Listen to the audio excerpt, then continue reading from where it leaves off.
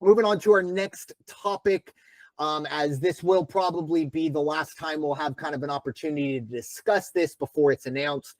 The Player of the Year, the Wooden Award, if you will. Pretty much, I mean, it's a two-horse race at this point between Cooper Flagg and Johni Broome. Congratulations to the JP Toppins and, those guys, but they're not in this league. So, Raider Jim, I'll ask the question to you. If you had a vote, who gets your vote for 2024-25 Player of the Year?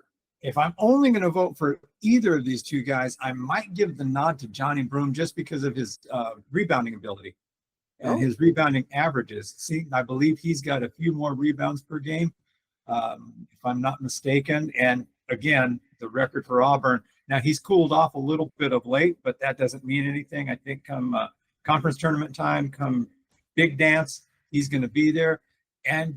But how do you look past Cooper Flagg? You can't say he's not doesn't deserve to be looked at as the best guy in the league.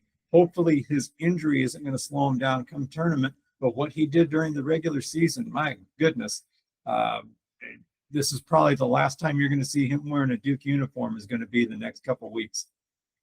Yeah, I completely agree. Obviously, the big news today, I mean, even as I'm Googling him right now, it kind of auto fills in injury. But he did, unfortunately, sustain an injury today. We'll see. It's nothing crazy. He came back, sat on the bench, didn't play. You're not going to see him the rest of this weekend, regardless. The ACC tournament, even though they do have a big game against Carolina tomorrow, I just don't think Duke's going to risk that. So we'll see how that goes. But I personally believe now that I think the stats might lean a little closer on Broome's side of things.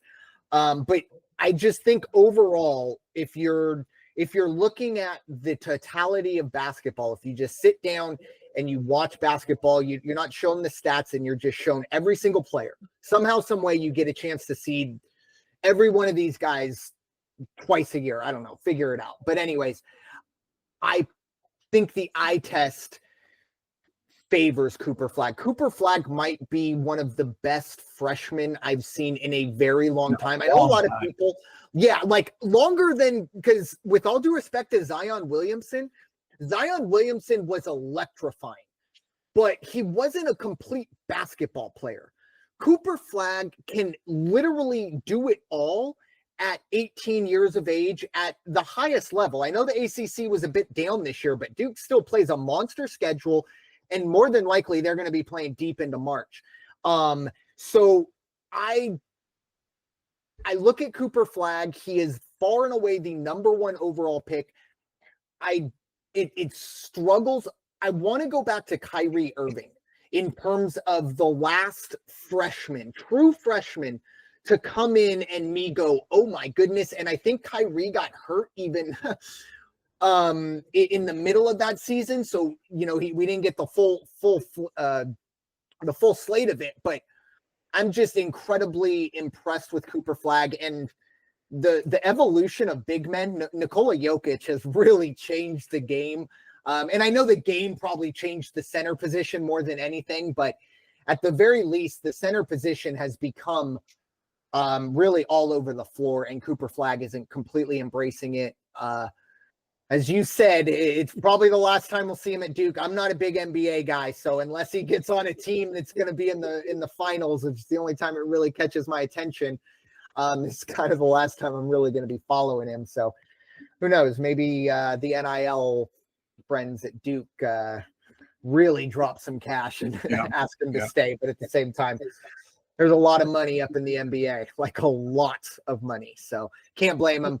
But yeah, more than likely the last time we are going to be seeing Cooper Flagg. But also shout out Johni Broome. I mean, again, I'm not all about Cooper Flagg. Johni Broome, more than likely any other year, he is a slam dunk player of the year. It's just really unfortunate that this kind of unicorn has come through.